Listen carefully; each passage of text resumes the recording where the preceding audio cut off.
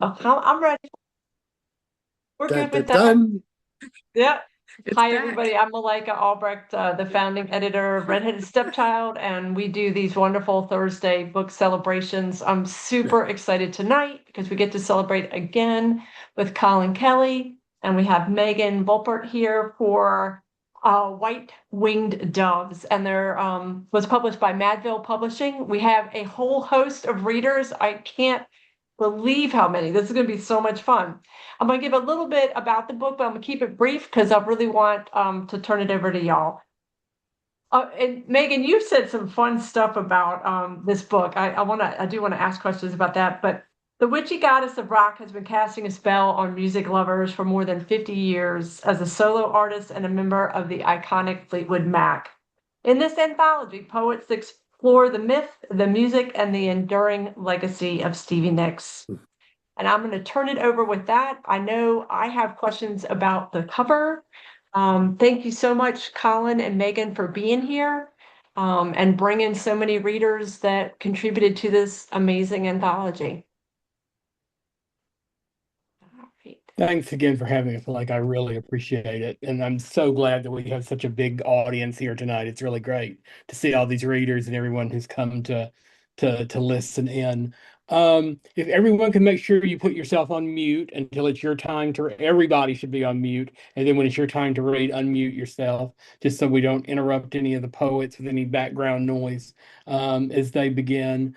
Um, I'm not going to say too much about the book other than this has been like a dream project of mine for many years. And I was incredibly excited that Megan agreed to join me in co-editing this. And thrilled that Madville accepted the pitch like without any hesitation. So that was great. So the fact that this book is in the world and we've got so many incredible poets included in it, paying tribute to Stevie Nicks, is just fantastic. So we usually do a much longer introduction, but we're not going to do that tonight. I'm going to read my poem, and then I'm going to turn it over to Megan, and she's going to say a few words and read hers, and then we're going to just dive right into the poets, and you'll be introducing yourself. Just say your name and just read your poem, and we'll keep it moving and hear all the poems tonight. So my poem is called Wayfinder, and it begins with an epigraph. Where are the children? Are they hopelessly enchanted? From the Wild Heart. What year is this? I crate dive used vinyl, but this album is new. It's pristine and sealed. A yellow price sticker from a long gone record store stamped $6.99. Even the clerk is flummoxed by this artifact, how it got there. Maybe a time traveler left it for me to find, or a tear opened in the fabric of reality. A triptych of Stevie Nicks leaning into the witchery with a hooded cloak and silver moon. The record shimmers under the fluorescence as if it might tesseract back to 1983. It sits on my shelf, still unopened, and every time I touch it, I feel a strange tug at my body, like the pull of waking from a lucid dream. Maybe I'm still 13, and the last 40 years are a nightmare I'm having. Or maybe it's a way out, an exit. Maybe I'm the paradox, the time traveler leaving a wayfinder back, where Prince and Bowie are alive, and Dolly. Cancer doesn't lurk. The gone too soon still walk. No, not better times, because those never existed, but the chance to make a different choice, say a different thing, be wild, unburdened. And I Yay. will turn it over to Megan. Hi, friends. Happy lunar eclipse, if you're into that. I personally am very into that. I'm also into the fact that Colin and I finally have both our names next to each other on the cover of a book. We have been collaborating off and on all kinds of behind the scenes things for over 20 years. And so to have it be stated so plainly on the cover is very nice, as well as the fact of this particular cover. Each of us loves Stevie for different reasons, and we can talk about that more later. But meanwhile, here is my poem for you. It is called The Life and Times of the Queen of Swords. When I was but a maiden, my mother, a mere princess, we kept to the tower, that safe space of our kitchen, my father, the ogre, never entered, while the stovetop simmered, and sang Stevie songs, spells casting nothing more go wrong, until the cauldron came to a boil, drew down the lightning I rode to escape, flames of the tower flickering on my armor, the knight's disguise I wore 20 years more. A mother to all these books and other people's delicious children, awash in their petty concerns. Just dragging my heart around, Stevie's sound drowned out as I sought my place at circular tables of Buckingham, Iovine, Walsh, and Sons, but none could hear the wail and drone of my air guitar.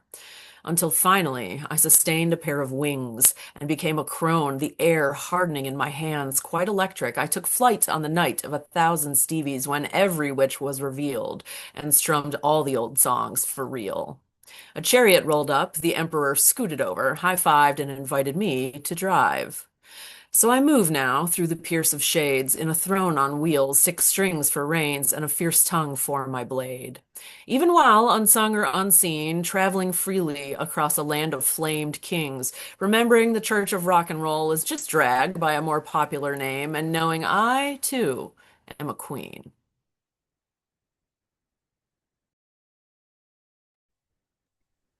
All right, Stephen, over to you. This is The Stillness of Remembering. Dreams played on the car radio, a song I've heard thousands of times. It should have worn itself out, but never will. I thought of Stevie's voice, the impossible purity, clear as cut glass, tabulated her age in my head, stunned at how she's outlived so many I have loved and lost. And one day she too will go. I felt this before the thought cracked open my chest. A tear welled, and soon I was sobbing, not just for her, not just for me, but for everything I cannot keep. Everything I love, everyone who has ever touched me will leave before I do, or I will leave them first. And yet, my only solace is that there is always something left behind. Words pressed into paper, voices caught on tape, face frozen in frames. I cannot stop the leaving, but I can press play, I can turn the page, I can look, and I can feel them again.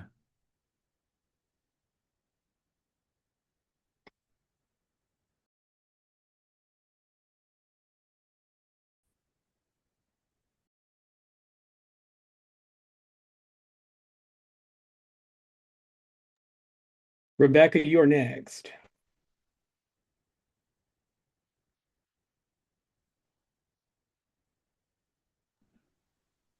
Am I unmuted now? Can you hear me? You're great. It's unmuted. Thank you. Oh my gosh. Okay. All right.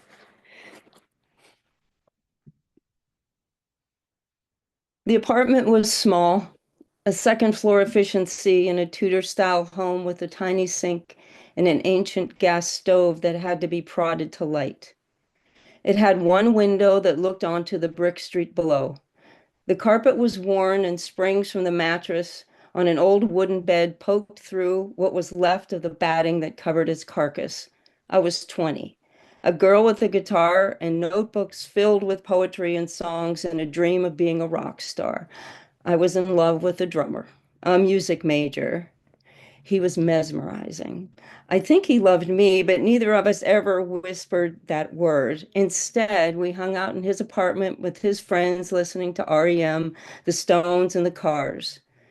I scoured the racks at thrift stores for flowing skirts, velvet jackets, and shawls with long flowing fringe because I knew that these things would help me transform into someone like Stevie Nicks, into someone less vanilla, into someone who would be enough of a mystery to him that he would stick around a while.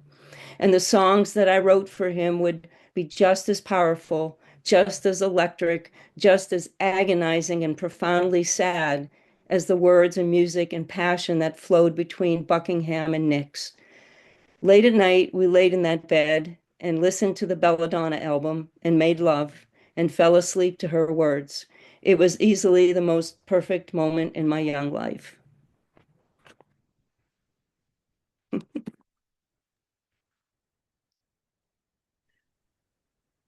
Hi, I'm Trish McAnulty, and I'm reading from my front porch in Tallahassee, Florida. This is called Selling the Kingdom. I may have taken those words too much to heart. I may have dug too many graves. I shattered every illusion I could find, ate the pieces like broken candy. She was my best friend. The rock me daddy witch girl, the black hair, the white sports car, the two of us flying fast as shadows under moonlight. Remember, Angie? Remember the men and the thick Mexican mud and the two of us soaked in sin. You reincarnate in melody. You resurrect in lyrics, ashes to ashes, gold dust to gold dust.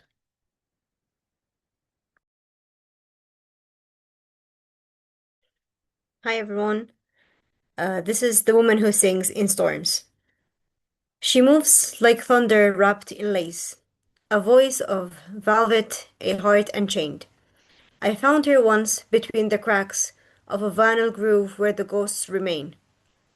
She taught me how to whisper fire, how to watch beneath the blood-red moon, to love and to leave, to break and to burn, to always return too soon. She is the woman who sings in storms, who makes the wreckage sound like fate. I follow her footprint she left in the dust, not behind her but beside her, where the wild ones wait. Thank you. Hi everyone, I'm Caridad Moro Granlier. This is my poem, Drowning. Drowning after Sarah. When you called from the ship to tell me you had slept for 15 hours again after doubling up on your meds the night before, I couldn't help but listened. Our connection tenuous across a wireless line up the coast of the Atlantic, blue blur on which the pins of our bodies bobbed on a map, a mirage where we appeared far closer than we were. There was static on that Mayday call, but I heard you say, I keep going on cruises, but I still can't find the sea of love. I was one of the few who knew you at 17.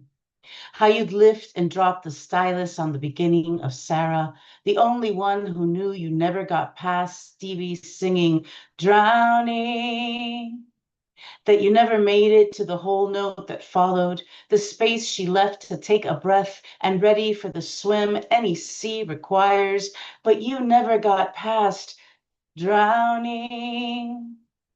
Until a needle bent to your whim, yearning etched in vinyl, skipping refrain I couldn't fix, drowning, drowning, drowning, drowning, like me on the phone with you. I couldn't help, but you heard me say, when you get back to the house, call me, I'll come by. Thank you. I'm Julie E. Blomeke, and this poem comes to you by way of Sedona and Phoenix, called Rise Above. Gold stings me higher as I hike up Doe Mountain, this last goodbye to Arizona. Sky uninterrupted, at last I can ask about blue, about love. I address it all in expanse, uncage the lack that brought me to purpose. My knees carry the copper scrape of rock, and still the earth welcomes me to rise. I have no idea how to wake another life, but at the top I will understand why Stevie brought nothing else mattered to the edge. That repeated year that scathed its way into everything. My eyes close to beauty just to open back to it. I choose to rewitness delight. What do we say? That we are required to come down from it? That even flowers refuse bloom after a certain height? We are not the stone weighing every pocket, though God, for years I claimed just that. That and the dark wings circling to find the updraft. Don't start. This too is a season. I've laid down the arrows of meaning. I pour my water as offering to the mountain, rest my forehead against the stone in prayer. Lord, there is sacrament and Stevie. And so I call in her voice, the hot air balloons rising heat high into color, and where no one can hear, I lift my own with her, rethreading my life. Look how the lyrics wake in their mirrors, shiver in their seasons. I am as close to sky as gratitude might allow. Wind is a cat spiraling around my arms. Far from me now, her phoenix lands, as city, as myth. It burns against my back, bowed to earth. And when I rise, the altar clears, my path circles on, and I find that the moon, cloaked in goodness, is already on her way. Thank you. Hi, everyone. I'm Ren Valentino. Thank you so much to Collin and Megan for this beautiful community you've created. My poem is called Sounds Like She's Singing. I break at the light at 16th and J Street. I stop. I'm always in a hurry these days. The rushing to this or that, but never really there. Then the voice on the radio breaks me. I'm back in that hospital room with your mother and us. I'd never met her before she was a patient. Never saw her walk out of hospice, though I begged God for it to happen for you. Turn on the radio, she said. It's too quiet in here. You, the devoted daughter, reached for the dial on the portable pocket FM AM, not knowing we would carry that song with us. Bring it closer, she said. I like that song. You held the radio to her ear. For the first time in weeks, she smiled, then hummed. Later, when the volume was turned down and the doctor said, You'd better get here soon, we left history class and headed into something that would make us older, swinging and sharp. Sorrow cut us open, sawing away at our best friend belief the world was ours forever. At 17, nothing could touch us, not even your mom's cancer or that moment right before she died. There was music, faint, like fingers letting go. It was your turn to smile then. Your voice sounded different when you spoke, relief in every syllable. Sounds like she's singing, you said. The lyrics were in your words. Later, we ordered meatball subs at the Earl of Sandwich. After one bite, you broke down. I'd never held someone while they cried. I've learned to recognize death since. Back in the intersection, and I realized the sandwich shop has long been torn down. You were sent to Seattle to live with relatives you'd never met, and we lost touch. Yet knowing place and music and grief will always reverberate from within. Thank you.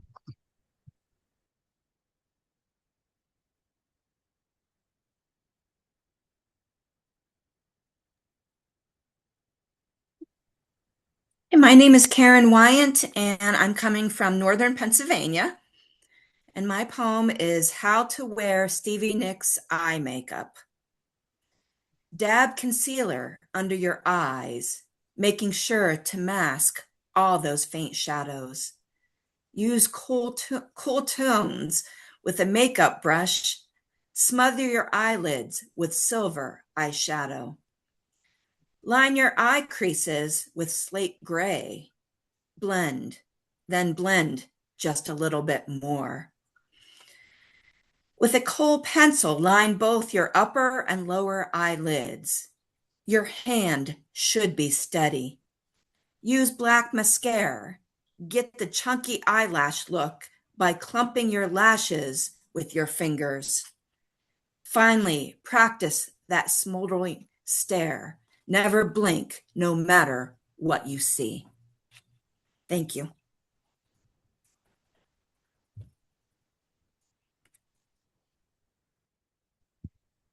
Hi, everyone. I'm Hannah Baker Soroti. I'm in Arlington, Massachusetts, right outside of Boston. This poem's called Snow Moon for the moons, which we're expecting a really good one tonight. We are expecting 5 inches, and I'm unsure, really, how weather like this gets forecast. But still, you can smell it coming in the crisp morning. A sharp hint to the air, a musk that spikes each nostril. As I walk into my local cafe, they blast a classic Stevie Nicks song. If you stand back and just listen, you can hear Prince on synthesizer. I recall the music video, very 80s, and Stevie sways in this beam of light that reveals her into a kind of full moon.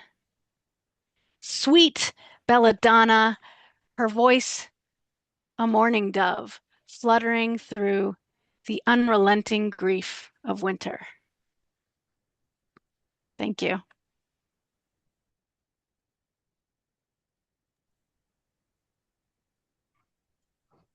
Hello, can you hear me? Yep, you're good. Thank you, Eric. My name's Eric V.D. Luff, and my poem is about these 2 albums, Thoughts of Emerald Jack by the Nice and American Folk and Gambling Songs by John Jacob Niles, and it's called Between This. Belladonna on the shelf, between the Nice and John Jacob Niles. I alphabetize my vinyl so I can find each one easily, but sometimes I wonder, how would each artist feel in that lineup? How would Stevie feel between Keith Emerson and a traditional balladeer? Between Emerald Jack and some guy quoted by Dylan? Between prog rock and Appalachian dulcimers? Between a bunch of irreverent Brits and a pious Kentuckian? Between ersatz classical and genuine folk? Maybe that's where she belongs. Maybe that's where I belong. Maybe that's where we all belong. Thanks.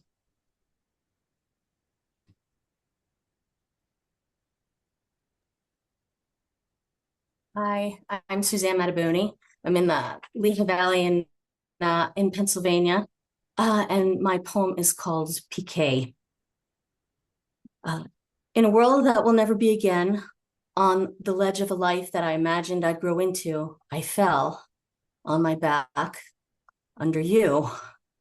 I was the rag doll waiting to become real, delicate as Stevie Nicks paper flowers, or a line of dancers in handkerchief-hemmed dresses, Piquet turning through the forest brush.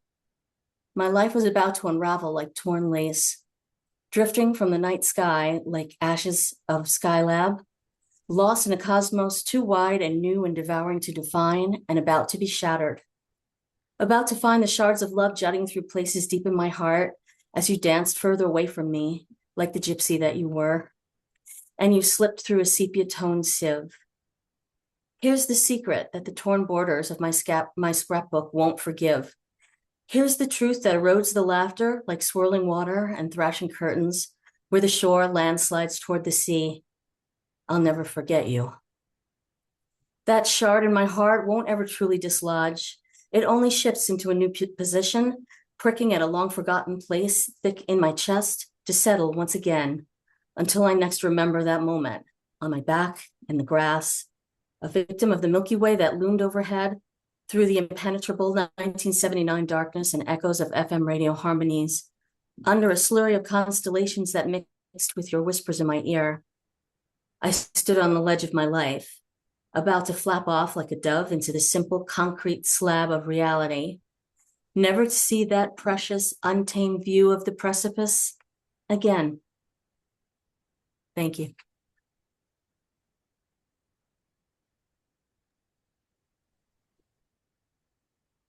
Hello, everyone. My name is Valerie Smith, and I'm here to read my poem to Stevie Nicks. You're a few years older than me. It's nice to know you weren't angry, that the grit behind your throat was a freedom you already had. What I'm saying is that I was listening when I left First Communion hungry. I was 7 with someone else's sweat under my tongue.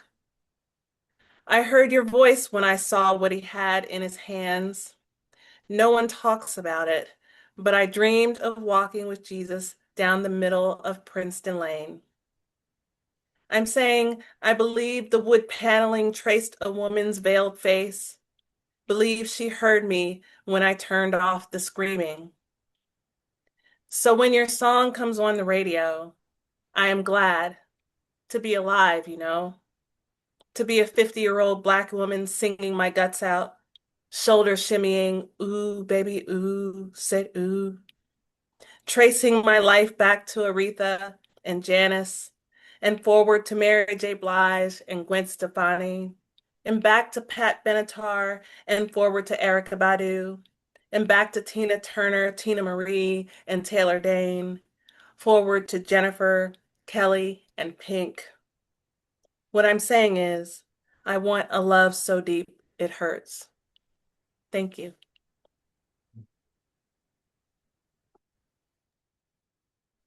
Hi there, I am Carrie Gunter Seymour. I come from southeastern Ohio, which is Appalachia. And Valerie, you named all those beautiful people, so I'm going to have to name one more tonight, and I want to say her name, Dolly. Okay, so my poem is titled Therapy Dream.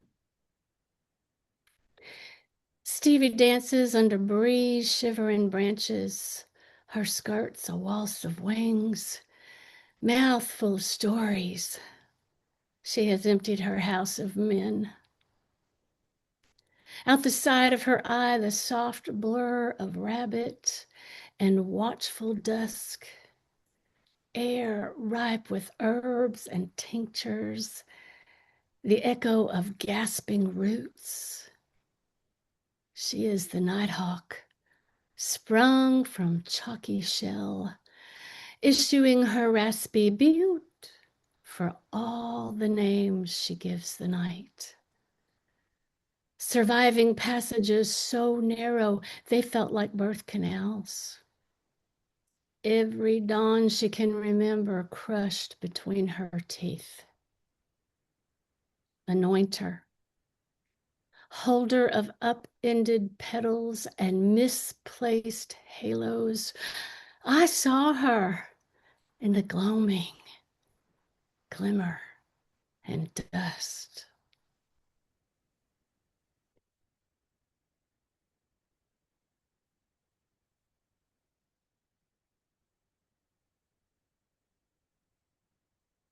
Good evening, everyone. This is Gerard Wozek coming in on nearly a Pisces full moon from Barcelona, Spain. This is Sisters of the Moon. Here's to the 17-year-old boy who spent hours in dusty record bins searching for the Fleetwood Mac single Go Your Own Way because the B-side had Stevie's Silver Springs on it. Here's to that same kid who built altars to the moon under tents made from fringe and embroidered tapestries, who sang Rhiannon and Gold Dust Woman to melting candles set on tree stumps until crickets and hooting snow owls overtook the chorus. That same sweet, moon-faced boy lit at backyard campfires, twirling in mushroom circles, listening to mixes of Stand Back and I Can't Wait, collapsing into wet field grass, black moons forming in his eyes. And here's to that man in his green velvet jacket, still that boy who searched for rare B-sides. Like his adopted sister, his voice has turned to silt and ashes. And like her, he sings for the things that money can't buy. When La Luna is full, his sister trails him into Barcelona back bars with her studded leather vest and Bombay sapphire. All the sad, slick guapos, hips gyrating under the spell of a video now gone vintage. You can talk to me. Talk to me. But no one says a word. Just a backdrop of soft moaning against insistent drums, reverberating guitar riffs. Alone at the beach, promenade, the wind whipping whitecaps into wide, foamy circles. He sees her there, dancing upon the sea, still bound to her by that inscrutable satellite. Thank you. Thank you, Gerard. So thank you. That's the end of our poets, but we've got time here, so I'd love to open it up for questions, comments, discussion, whatever y'all would like to. You can unmute yourselves and join in. So we're happy to. Before we start, I would like to say I don't think she's on the call, but I wanted to say we always try to do this, to say thank you to our photographer Donna Kyle, who shot the back and front covers of the book. She's been photographing Stevie Nicks for 40 years. She's had incredible access to photograph Stevie, and so we knew that we would have a really great selection of photos to choose from, and she really came through with this selection of photos for us to choose for the cover. So we are very grateful to her for providing such beautiful photos of Stevie. It's a gorgeous cover. And I think a lot of us are just stunned hearing everybody read just how amazing and what a wide array of such powerful poems. That was stunning. Were y'all surprised by the amount and quality? I agree 110%. I'm so happy that people were able to express themselves in their poetry. Yeah, it had to have been a very difficult thing, Collin and Megan, what a windfall of amazing poems. You must have been thrilled when they started coming in. Well, yes. But also, there were plenty of like bots and AI slop and people that just didn't understand the assignment and people who submitted like lyrics rewrites, which was the only thing we asked people specifically not to do. But, we're people of good sense and we did not publish those. And we had like 300 submissions to get through, but there were just some really incredible gems, and you heard some of them tonight. So yeah, I want to give a special shout out also to Valerie Smith. The biggest argument that Collin and I had during the course of working on this anthology was how many of Valerie's poems we could take and then which ones should we take. She submitted several, more than most people did. We had no limit, She submitted more than most people did, and we liked every single one of them. And we spent a long time kind of thinking through that. And I would say that was the biggest moment when we almost came to blows. I was so inspired. I was still so grateful that y'all did this. I mean, the journey has just sparked so much and just being in this community. So it's all your fault. It just And Valerie, I hope this journey doesn't end. You need to share your artistic ability and your creativity with everyone. Thank you, sir. Thank you. Yeah, I kind of want to see the poems that didn't get in there, to be honest, Valerie. Yeah, I told her she needs to do a Stevie chapbook because Yeah, they're just chapbook. really spectacular. They really are. Everything in it was. But you know how we feel about music, and like y'all said, like Dolly, like these are our people. These are our people. Yeah. Thank you again, honestly. Thank you. And I'm glad we had Gerard here tonight too, because he closes out the book. And we, I think we said this in another interview, is that, as the poem started to come in, there was we couldn't categorize them. We couldn't put them into years or eras or by album or whatever, because it was such a disparate group of poems and thoughts and memories and praise. And so we said, you know what, we're just going to have to do it alphabetically and pray that the last poet's poem kind of can sustain the collection. And the poem that Gerard read tonight is actually not the poem that's in the book. His poem in the book is called Garbo, and it is fantastic. And he's got both of them are in there, but the poem that closes the book is called Garbo, and it's really, we were like, wow, we lucked out. We had great poems to open and to close. So Thank you so much, Collin. It's an honor to be here with such distinguished poets, and you and Megan have done a phenomenal job. And we all, I can speak from everyone. I'm sure we all really respect and thank you with such gratitude for putting this together. Thank you so much for this. And I know we're all rabid Stevie fans, and we've all lived inside her music and um, survived because of her. And what an incredible gathering on this near full moon here in Barcelona, Pisces full moon nonetheless. So it's just I'm just thrilled to be here tonight with all of you. thanks, Gerard. Do we have any other questions or comments or? No, thank you so much for putting all of this together. Awesome. Yes. Did anybody have any questions or? Yeah, Collin and Megan, did anyone send the book to Stevie Nicks? That's what I was going to ask. I'm just wondering. The book has gone to Let's say we did our best. It's gone Okay. to someone who knows Stevie well, and we're hoping that they are going to pass it on to Stevie and that she might grace us with a Instagram post or something.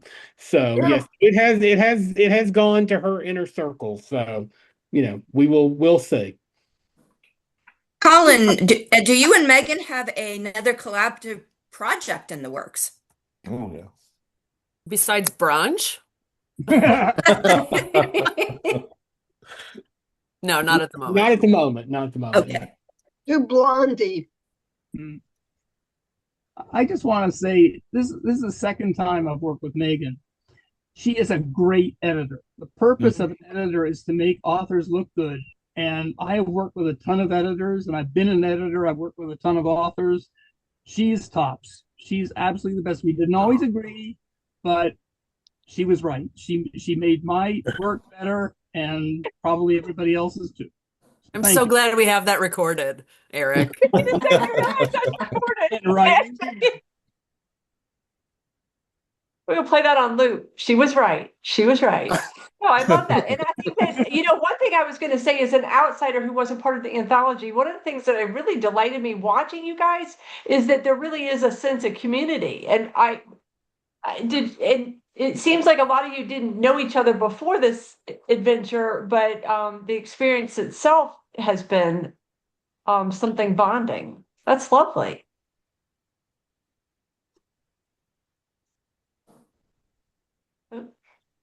Internet's being wonky. Megan and I do know a number of the poets who knew them previously before, and then and then we've met, and of course I'd heard of some of these poets as well before they even submitted. So it was a thrill to get their work from a poet that I'd I'd heard of, and to be able to include it. So, Yeah. and I just think there's a commonality. If you love Stevie, you've always got something to talk about. So, I think this is the perfect group, to come together and to celebrate Stevie. I think it's like sort of a mirror image of what you get in a Stevie concert environment, Like Colin has seen her many times. I've seen her on only one occasion, but like every person in the seats, like in front of me, behind me, next to me, waiting in line for whatever, everybody just chats with strangers. And, not all rock and roll shows are that way. And so it's nice for the fandom to sort of get the vibe correct, whether it's in a concert environment or just here on Zoom together. But I think also, I mean, I brought people to this book. Colin brought people to this book, and there were a couple of people that we didn't know until they approached us about this book. And I think it just, my people trust that I vouch for him, and his people trust that he vouches for me. And so we assume that everybody who shows up to do this is good people, and that's that. Yeah. Well, it was fabulous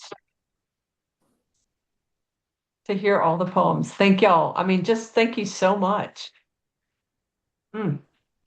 Anybody else have a question or a thought about how they approached it? Actually, is there a way to get on a subscription for this to get further readings and whatnot? You mean to buy a copy of the book? No, to get more podcasts like this. Oh, well, Megan and I just did a podcast that you can find. It's linked on. I don't know if I can get the link right now. Megan and I did a really great podcast that just went up, I think, earlier this week I or saw over the weekend. It's on. If you go to our Facebook page for the book, there's a White Winged Doves Facebook page, and you'll see the podcast there. It's on YouTube, and you can watch us in action. And we did like an hour-long talk That's about the fun. book. One of the hosts is here. Hi, Anthony. He was. Is he here? Anthony, are you here? Uh-huh. Yep, down. Yeah. He's being shy at the moment. I'm sorry, I was trying to get the URL to put in the chat. That's what I was Genius. looking Thank for you. too. I was like, It's taking called the so generic, long. non-specific Stevie Nicks podcast, if you can remember that big old thing. Yeah. But indeed, it was Put the highly link in the chat. specific and very unique. All right, that's the link in the chat. Oh, thank you, whoever did that. Thank you. Thank you. Because I reposted. So I was able to find it. And it was a hoot But yeah, it was meeting, nice to both hear. Collin and Megan, and Megan is now my favorite. Wait, you're the Order Muppet. You're my favorite Order Muppet on the planet. I'm apparently a Chaos Muppet, everyone. I did not know until we did the podcast. I think we've seen a tiny demo here tonight, so thank you for that. Love it. That's good. Thanks for putting the chat Well, in there. and So, just as a thought, I don't know if anybody, Stevie was. Sorry, guys. Sure thing. Oh, I was going to say Stevie was on Jimmy Kimmel's show this week, if anybody caught that. She did a great version of Stand Back. I think it was Tuesday night that she was on, and you can find that on YouTube too. And she has a new album coming out. It was supposed to be out in the spring, but they've pushed it back now, apparently to the fall. And there's a rumor that she's going to return to American Horror Story for the Coven segment. So there's a lot of Stevie on the way. So And fingers crossed, Collin, she'll be on the Practical Magic 2 soundtrack. And fingers, yes, I think I've heard she is that she's The done. songs aren't released yet. Yeah, It's coming out in 2 weeks. So maybe that's a big surprise for us, right? I'm hoping it's true. And then there's the big Fleetwood Mac documentary that they're all involved in that's coming out theatrically at the end of the year. So you'll be able to go to the theater and see the Fleetwood Mac doc that's coming out. And Stevie and Lindsay are friends again. They're talking. So Fleetwood Mac tour coming in any minute now. So yeah, so there's a lot going on with Stevie. And hopefully Instagram post with y'all's book with Stevie Nicks. That would be great. Great. That would be the highlight of my life if that ever happened. So we shall see. Well, thank y'all so much. I just I really want to thank y'all for showing up and bringing so many poets to read from this anthology. Just fabulous. And just a reminder, if you don't already have a copy, the link is in the chat section, and that gives you enough time to grab it. And Collin and Megan, I will send y'all the chat section and also a link to the video. And then you can pass it along to all the readers. Thank all right, you. guys. Thanks again. Thanks so much. Thank you, everyone. Thank you. Thanks, everyone. Wow.